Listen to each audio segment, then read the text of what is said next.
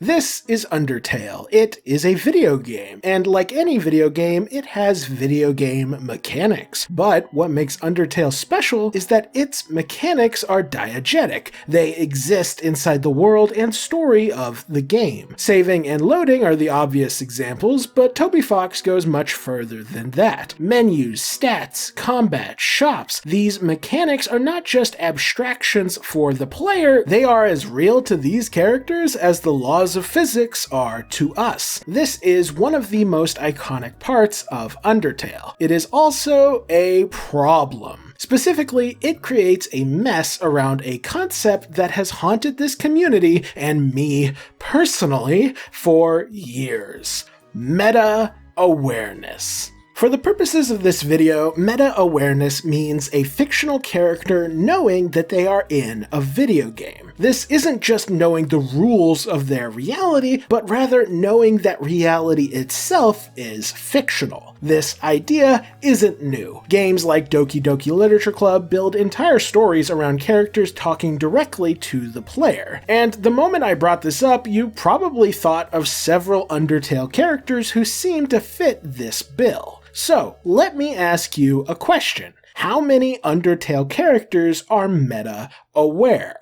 Say a number out loud. Did you do it? Well, whatever number you just said, I have some bad news. The correct answer is, we don't know. And more importantly, we can't know. Here's why. By making video game mechanics diegetic, Toby Fox created a situation where characters can talk about menus, saving, loading, and so on without knowing they are in a video game. In most other games, talking about or interacting with mechanics is the smoking gun for meta-awareness. But in Undertale, it proves almost nothing. Think of it like this. Imagine a river. On one side is the real world. On the other side is the fictional world of Undertale. Now, in most games, there's no connection between the two. If a character started talking about save files or menus, then we could pretty clearly deduce that they have swum across the river. They are meta-aware. But Undertale has a bridge. A giant, terrible bridge. And that bridge is called video game mechanics. And because these mechanics exist on both sides of the river, a character referencing them only tells us that they are somewhere on this bridge. They could still be fully fictional, they could be meta-aware, or they could be anywhere in between. We simply can't tell. Take Asgore and Gerson. Asgore can attack the mercy button. Gerson knows that people can't attack him while they are in the shop menu. So does that make them meta-aware? I don't think so, but again, we don't know. It's entirely possible, if not probable, that they're just extremely old monsters who've noticed the strange rules of their world over time. In the bridge metaphor, they're probably still very close to the fictional side, but we cannot say for sure, and this uncertainty applies to everyone. Sans, Flowey, Kara, yes, they know far more than the average character, but knowledge alone doesn't prove meta-awareness. Sans could simply be a scientist who studied reality more deeply than most monsters. Flowey and Kara effectively became gods within their world, which may have granted them understanding of everything inside their world, but it didn't necessarily grant them understanding of anything outside of it. Even things people point to as slam dunks, like Flowey manipulating the intro or the credits, are not definitive. You can interpret these as meta, but you can also interpret them as diegetic mechanics, and there is simply no way to prove which reading is correct. Even directly addressing the player doesn't settle it. That only proves that they know something is controlling Frisk. It does not prove that they know what that something is. Maybe they know it's the player, but maybe they don't. We can't know.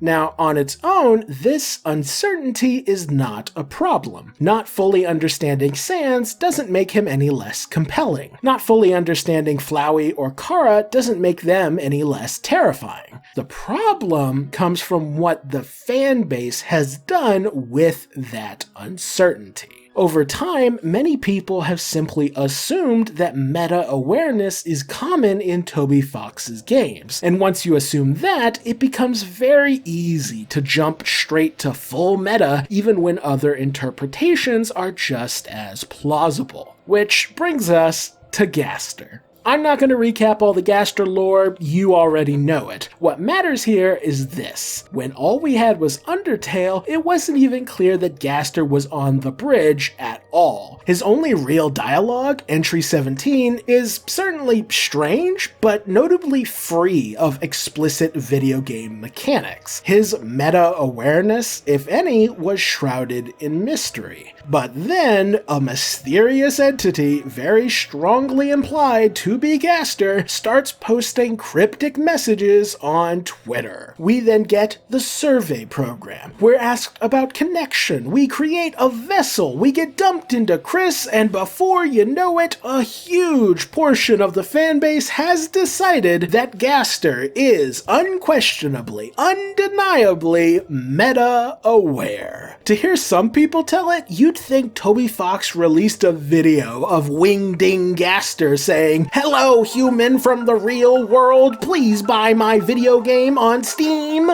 But that didn't happen. What we actually got was cryptic dialogue from a mysterious character. And that's it. Not exactly a slam dunk proving Gaster's meta-awareness. And once you look at Deltarune itself, Gaster's meta-resume continues to be underwhelming. He manipulates save files and timelines? Well, so did Flowey. He uses strange green menus? Well, Asgore stabbed the mercy button. He talks about the prophecy and the Deltarune? Welcome to the club! Even his escapades on Twitter aren't new, as Toby Fox had a different mysterious character, probably Flowey, posting in the lead-up to Undertale's release. In short, none of this proves that Wingding Gaster knows he's in a video game. Now, to be clear, I'm not saying that the opposite has to be true either. Gaster might be meta-aware. That interpretation is possible. But it's not the only one. And because so many people have treated it as settled fact, an entire alternative way of reading Deltarune has been largely ignored. If Gaster is not meta-aware, suddenly we have real questions again.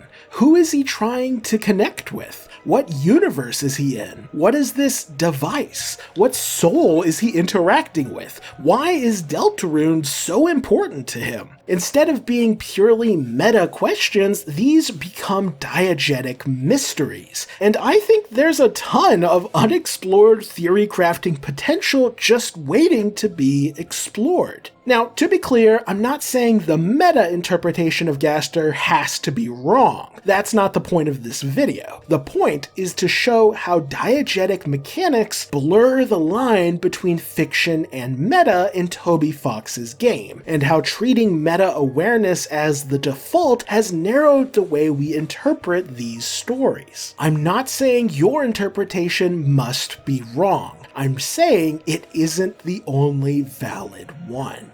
Now, obviously, I do have my own opinions on the topic of Gaster that aren't particularly meta. Personally, I think it's at least possible that Gaster is not reaching out to us, but instead to another universe. Maybe Sans asked him for help getting home. Maybe Gaster built a device to contact alternate realities. Maybe the connection is between universes and not between fiction and reality. Maybe the Red Soul just happened to pick up the phone when Gaster made contact.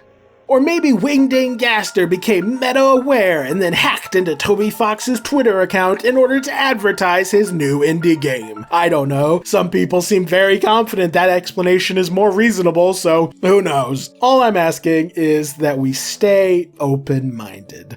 I love Undertale, I love Deltarune, I don't hate meta stories, and I don't think I'm better than anyone else for interpreting these games differently. I just think that Toby Fox deliberately designed these worlds to resist certainty, and that's worth respecting. So yeah, Thank you all for watching, and thank you to my loyal supporters on Patreon. A special thanks goes to E-Roll, Ash the Fox, Limping Penguin, Tibby Fitzhugh, and Spampton PFP for supporting me on the Noel tier. An extra special thanks goes to Sans the Reaper and SMS for supporting me on the Ralsei tier. And a huge thanks has to go to Spindrift and Lex.Ham for being the only big shots willing and able to support me on the Spampton tier.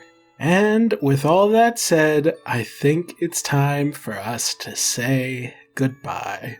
Like if you enjoyed the video, comment if you have something to say, subscribe if you want to see more, and as always, have a fantastic day.